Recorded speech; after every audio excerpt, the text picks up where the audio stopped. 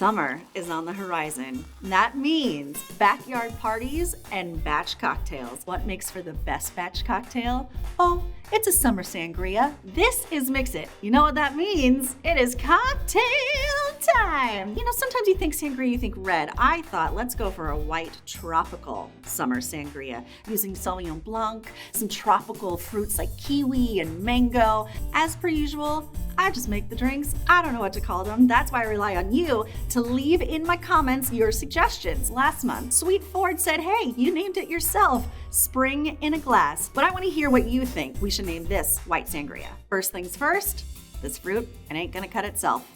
I love the kiwi in this because it gives a really beautiful pop of color. I do a little bit more kiwi than the other fruits. Kiwi's kind of mild. Plums. Look how pretty. It's gonna be so gorgeous in our sangria. Mango off the top. Okay. It's a labor of love. One full green apple. Labor of love. Got our pitcher. First thing we're gonna add is our fruit. Kiwi slices. One for me. Plums. Mangoes. Apples. Now, I specifically chose a New Zealand Sauvignon Blanc because it has these really great grassy notes that really brings out the tropical flavors. Full bottle. We're working in cups, no more ounces, not for this baby. We are working in cups. We're gonna do a cup of brandy, and I thought it worked really well with the white sangria because it gave it like these warm kind of caramelly notes. We got a cup of brandy, and we're gonna go do a cup of our elderflower liqueur. Give that a little stir. Pineapple juice. I'm gonna do a cup of the pineapple. So you have a lot of sweetness going on with the pineapple juice and the elderflower liqueur, and that's another reason I chose a New Zealand Sauv Blanc. It has a little sour undernotes, and that will bring out the apples and the kiwis. Ooh, it looks delicious. We're gonna pop this in the refrigerator, leaving it overnight. Straight from the fridge overnight.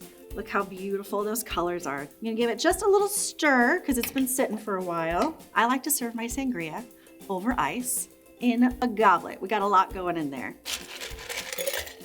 We're gonna take a few pieces of fruit, try to get a little bit of everything. And then we're gonna give it a pour. Oh, it smells so good. Looks good, right? Super summery. For a garnish, I know I didn't want to put orange in the drink because it sometimes gets overpowering, but a nice fresh slice of orange wedged in, just really more than anything, it looks really good. And then we're gonna take a little Prosecco.